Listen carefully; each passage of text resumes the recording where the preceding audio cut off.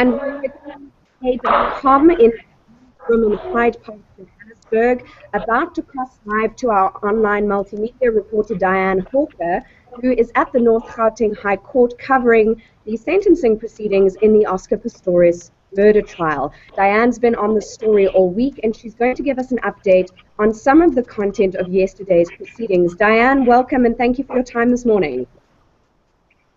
Good morning, Erin, and everyone else who's watching. I'm hoping that you'll be able to hear me. The cell phone signal's a bit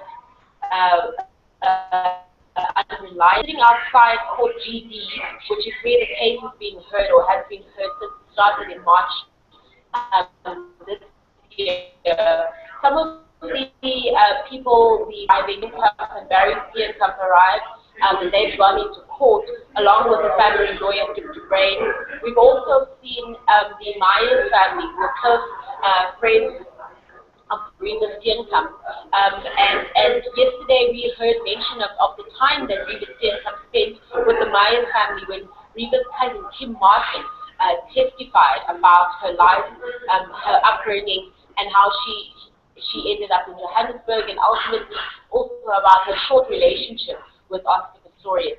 Kim Martin said that she had only met Oscar Pistorius on one occasion, and that was the January just when Martin lived in Cape Town, where Reva spent her initial years, and they had been quite close growing up, but it drifted apart somewhat as they grew a little bit older.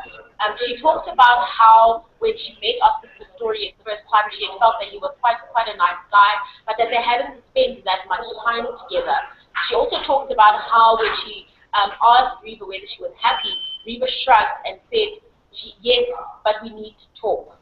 And that conversation has sort of haunted her ever since. She's always wondered what it is that Reva wants to talk about, because she never asked that. All right, Dianne, I'm going to step in there because the sound is breaking up. I think it must be because we're having difficulties with the signal. So many journalists outside that North Gauteng High Court, so many different media houses, both locally and internationally, taking stock of what's going on in the sentencing proceedings this week. We also have Gwen Gifford, who is one of our reporters here with eNCA.com in our newsroom. He's one of the reporters and journalists who's been covering the trial from the newsroom and updating content and putting it on eNCA.com, Oscar the Trial. That's our portal there. Morning to you, Jill, and thank you for your time as well on the show. Thank you. Hi, Erin. And Jill, you're on Twitter at Jill Gifford. We've also got Dianne on Twitter at Dianne Hawker and eNCA News. If you can just tell us, please, Jill, from your side, some of that content from Kim Martin's testimony yesterday. What were the moments or the quotes that really stood out for you in terms of that testimony?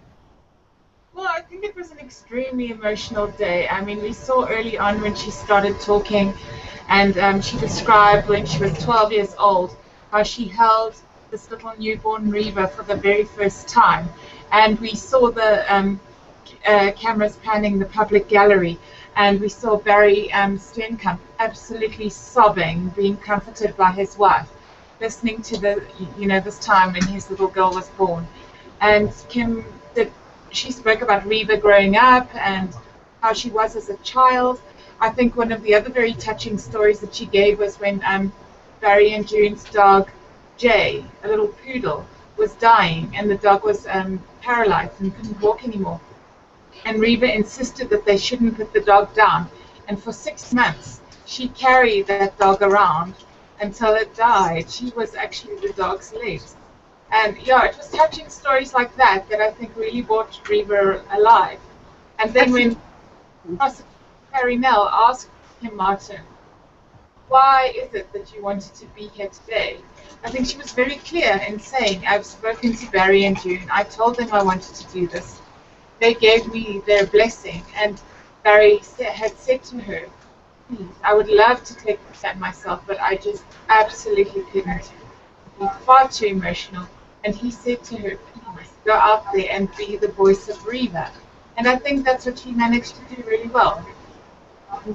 And I think just hearing you go through some of what Kim said yesterday, there's the lump in your throat, and I think that's been the statement of several journalists been covering the story, that this is the time where Reva's stories really come forward, and her character and her history. Can you contrast that with some of the coverage that we've had so far and focus on Oscar Pistorius and his character, his backstory? Yeah, well, we haven't had too much in the way of character references for Oscar. I think that might possibly still be coming in the witnesses that Karina will bring. Yeah, we've seen in the media, he's been in a scuffle while out on bail. He doesn't have behaved too well. Even his own family has put out a statement saying that he's involved in self-harming behavior. He's kind of on a self-destructive mission. And in terms of the response yesterday, I mean, you've spoken about June and Barry Steenkamp and how they kind of, were gripped by Kim's testimony. What about Pistorius and his family? What do we know of their reaction during that testimony? I think Kim Martin's testimony was incredibly emotional. It was very personal. The story was so touching. And I think a lot of people were in tears. I mean, I saw on Twitter a lot of journalists saying they were battling to hold it together and not give way and cry. But I saw Oscar himself, quite a few people in his family were actually tearful during these stories of Reva. And in terms of the proceedings now, I know that you've covered several other court cases. We've already had the ruling from Justice Masipa on Oscar's guilt, his irresponsible discharge of a firearm, the charge of culpable homicide. What then is the function of Kim Martin's testimony at this stage of the court case, if in fact Judge Masipa has already made her ruling in terms of the charges?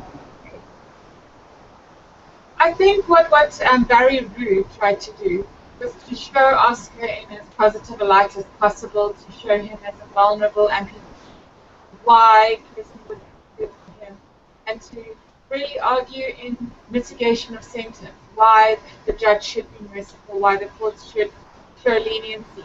I think now what is happening is that Harry Nell is going the opposite route. He's arguing in aggravation sentence.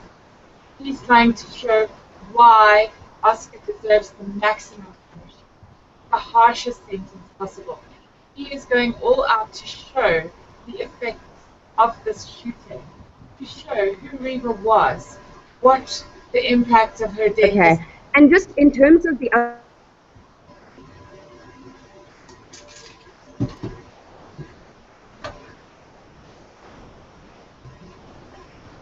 Sorry, Erin, I lost you there for a little bit. I can't hear what your question was.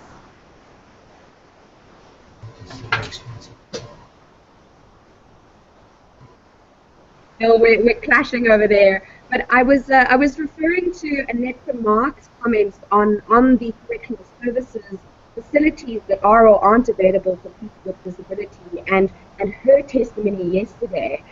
I mean, what was your response to what she said about the bath, for example, which is something that we had almost hours of discussion around, and the facilities that are in a Pretoria prison for people with disabilities? I think she was an incredibly frustrating witness for Harry to deal with. She managed to show to the court that the information that she had included in her report was not only incorrect, it was incredibly outdated. She'd taken it from not just from an information website, but from an overseas. And yet she continued to stick to her guns. I don't think she conceded on one single example that he gave where she would remotely recommend prison for anyone, which she had recommended a scripture be given correctional supervision. She had recommended that the Sunday rapist be given correctional supervision. He got it, and he immediately went on to rape a lot of young women and virtually murdered one. And there was adamant, no, she did not see prison as a sentence. She stuck to her guns. She would not be shaken. People get her to speak even when he presented her with firm evidence that there are deficits in disabled remains. That it was possible for the court to make an order that Oscar held in a single cell with hot and cold water, bath and shower for 6 remains. She was not having any of that. She said, if not 3 years correctional supervision, regardless of public interest, after did not honestly good. So, I mean, that really touches on this, the first of 2 testimonies that we heard yesterday in the North Carolina High Court. Firstly, we heard from Annette Mark, who's a probation officer, how the report was really grilled and interrogated on the quality of his work there. And after that, a far more moving and personal testimony from Revis Flynn's cousin, Martin. And looking forward to today, we're not sure who the other 3, maybe 2, maybe 3 witnesses that will be put by Harry Nell. There is speculation that one of them is the mother of Oscar Pistorius' ex-girlfriend, Samantha Taylor. Samantha Taylor has been in court in the past, been sitting on the side of the court where Revis Flynn's family sits. And in fact, yesterday when I was at the court, I saw Revis Flynn's mother and Samantha Taylor's mother side by side talking as they made their way from the ladies' bathroom to the court during a tea break. So, seemingly solidarity there, two mothers that women who had dated Pistorius. There is speculation that Patricia or Christina will be today on her daughter's relationship with Oscar Pistorius. We know that Trish has written a book and consulted with her daughter and included information on her daughter's relationship with Oscar Pistorius in that book. And in fact, if you go to eNCA.com/Oscar trial, you will find excerpts from that publication, which is called An Oscar, An Accident Waiting to Happen by the Taylors. You can read up on it there. And we will certainly be keeping tabs on the trial, keep on covering what's going on, so you can go to eNCA.com/Oscar trial for that information. If you have any feedback on the unfortunately scrappy signal during this hangout or any questions about the trial, we'll be happy to answer those as well. You can tweet us at eNCA.com and we'll bring you all the latest on the sentencing procedures at the North Gauteng High Court in the Oscar Pistorius trial.